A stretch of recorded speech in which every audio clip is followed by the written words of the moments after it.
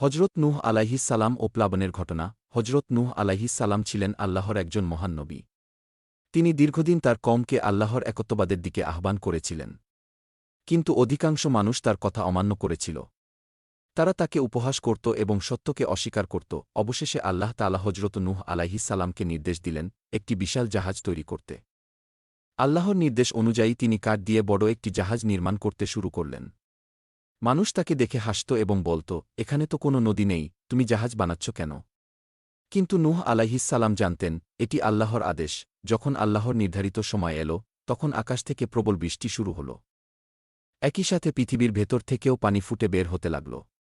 চারদিকে শুধু পানি আর পানি। তখন নূহ আলাইহিস সালাম ঈমানদারদের এবং প্রতিটি প্রাণীর একজোড়া করে সেই জাহাজে তুলে নিলেন। প্লাবনের পানি এত বেড়ে গেল যে বড় বড় পাহাড়ও পানির নিচে ডুবে গেল।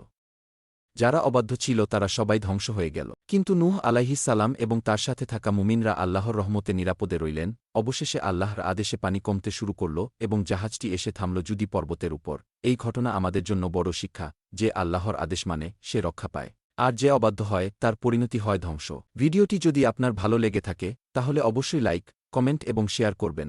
আর এমন ইসলামিক ইতিহাস ও অনুপ্রেরণামূলক গল্প নিয়মিত পেতে মুসাফির ডায়েরি চ্যানেলটি সাবস্ক্রাইব করে পাশে থাকা বেল আইকনটি অন করে রাখুন। আল্লাহ আমাদের সবাইকে সত্য থেকে শিক্ষা নেওয়ার তৌফিক দান করুন। আমিন।